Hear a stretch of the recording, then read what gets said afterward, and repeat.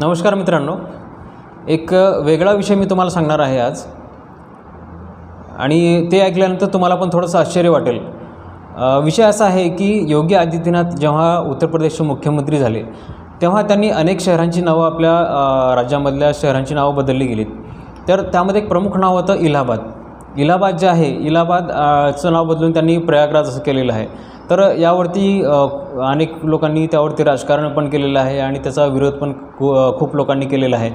पण तर या विषयावरती आता बोलण्याचं काय कारण आहे? तर मित्रांनो, मी ज्ञानेश्वरीचं वाचन करत असतो आणि ज्ञानेश्वरीचं वाचन करत असताना मला तिथे एक ओवी सापडली आणि ती ओवी वाचल्यानंतर मला पण थोडंसं आश्चर्य वाटलं आणि थोडंसं एक प्रमाण पण भेटल्यासारखं वाटलं की बाबा योगी आदित्यनाथ यांनी जे नाव प्रयागराज असं ठेवलेलं आहे इलाहाबादचं, तर हे त्यांनी काही नवीन असं ठेवलेलं नाही आहे। तर हे त्यांनी जुनी जी ओळख होती प्रयागराजची, ती ओळख त्यांनी पुन्हा करून दिलेली आहे।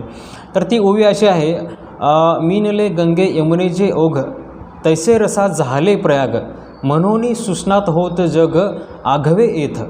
म्हणजे बघा, ज्ञानेश्वरीच्या 11व्या अध्यायामध्ये 11वा अध्याय जो आहे तो विश्वरूप दर्शन योग आहे आणि विश्वरूप दर्शन योगाच्या अध्यायामध्ये 6 आणि 7 नंबरच्या या 2 ओव्या आहेत। या 2 ओव्या तुम्ही पण काढून बघा, तुम्हाला पण याचे प्रमाण सापडेल। मी विदाऊट प्रमाण काही बोलत नाही, तुम्ही पण काढून बघू शकता। तर ते ज्ञानेश्वर महाराज काय म्हणतात की एक भौगोलिक दाखला देतात। भौगोलिक दाखला काय आहे? तर ज्या ठिकाणी गंगा, यमुना आणि सरस्वती अशा 3 नद्या एकत्र येऊन ज्या 3 नद्यांचं संगम होतं, त्या संगमाला किंवा त्या ठिकाणाला प्रयाग असं म्हणलं जातं। बघा, ज्ञानेश्वर महाराज किती मोठं प्रमाण देतात आपल्याला। म्हणजे यावरती विरोधकांनी खूप मोठं राजकारण केलं होतं की शहरांची नावं बदलतायत, कशासाठी बदलताय, काय करताय, तुम्हाला हिंदू राष्ट्र वगैरे बनवायचं आहे का, असे अनेक आरोप प्रत्यारोप झालेले आहेत। पण हिंदू राष्ट्र बनवणे किंवा त्याची जुनी ओळख देणे हा वेगळा विषय आहे।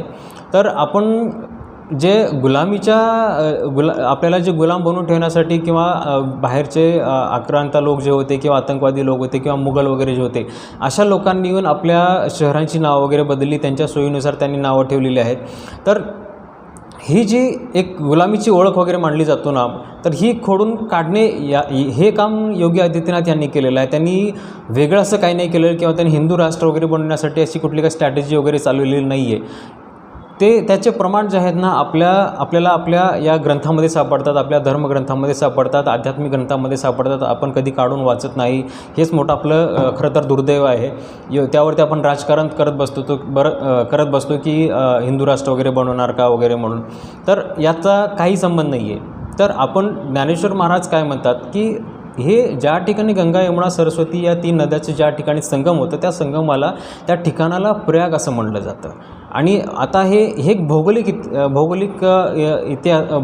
परिस्थिती जशी आहे, भौगोलिक दाखला देऊन त्यांनी प्रमाण देऊन त्यांनी हे सिद्ध करून दिलेलं आहे की हे इलाहाबाद नसून हे प्रयागराजच आहे आणि प्रयागराजच असलं पाहिजे। बघा, आता ज्ञानेश्वर महाराजांनी हे ज्ञानेश्वरी कधी लिहिली?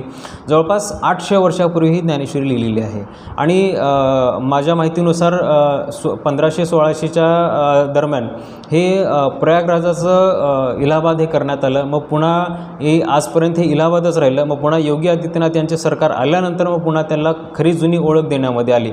तर ज्ञानेश्वर महाराज हे कधी लिहितात? हे जवळपास 800 वर्षापूर्वी लिहितात। 800 वर्षापूर्वी हे आपल्या ज्ञानेश्वरीमध्ये लिहितात। तुम्ही काढून बघा, तुम्हाला पण कळेल। आणि दुसरा विषय म्हणजे आता यावरनं आपल्याला हे एक लक्षात घेतलं पाहिजे की आपली भारतीय संस्कृती जी आहे, आपली भारतीय संस्कृती असेल किंवा आपल्या भारतीय जो इतिहास आहे, तर खूप लोक म्हणतात की आपला जो भारतीय इतिहास जो आहे ना 5000 वर्ष किंवा 10,000 वर्ष इतका आहे। तर खरंच हे 5000-10,000 वर्ष इतका आहे का? किंवा लोकांना काही माहीत नाही याबद्दल खरंच? तर बघा, आपला जो या प्रयागराजावरूनच आपल्याला लक्षात येतं की ज्या ठिकाणी गंगा, यमुना, सरस्वती आहे, त्या ठिकाणाला जर प्रयागराज म्हणत असतील, तर आता यावरती विचार हे करायचा आहे की हे जे गंगा नदी जी आहे, हे किती प्राचीन आहे, किती प्राचीन आहे। हे गंगा नदीला कोणी धर्तीवरती आणलं? तर आपण मानलं जातं की जे प्रभू श्रीरामचंद्रांचे जे पूर्वज आहेत, म्हणजे ज्यांचं नाव जे आहे भगीरथांनी तप करून स्वर्गातली जी गंगा आहे ती धर्तीवरती आणली, बरोबर? तर धर्तीवरती आणल्यानंतर आता प्रभू श्रीरामचंद्रांचा जन्म कधी झालेला होता?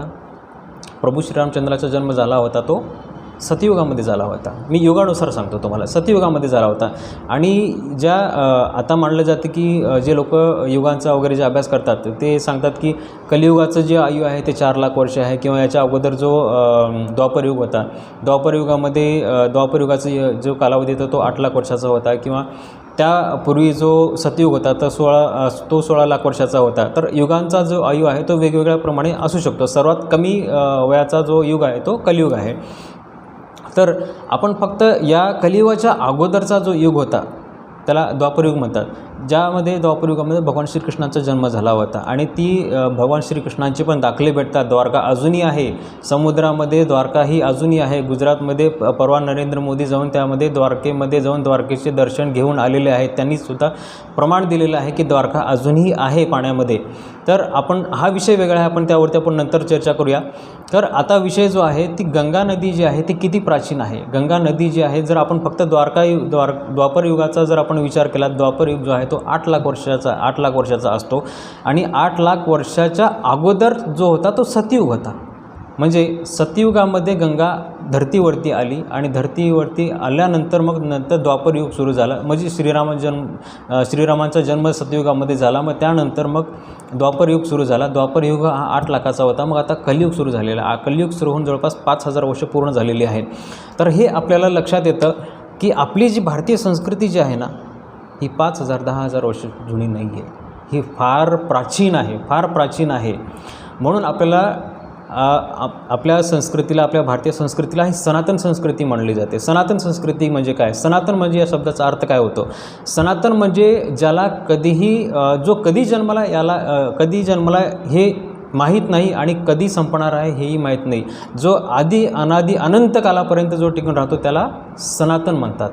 म्हणून आपण आपल्या संस्कृतीला, भारतीय संस्कृतीला, हिंदू धर्माच्या संस्कृतीला सनातन संस्कृती म्हणतात किंवा सनातन धर्म म्हणतात. म्हणून मला तुम्हाला हेच लक्षात आणून द्यायचं होतं. 2 विषय तुम्हाला लक्षात आले असतील की प्रयागराज हे इलाहाबाद हे नसून हे प्रयागराजच आहे, आणि गंगा नदी ही जितकी प्राचीन आहे तितकीच प्राचीन आपली भारतीय संस्कृती पण आहे.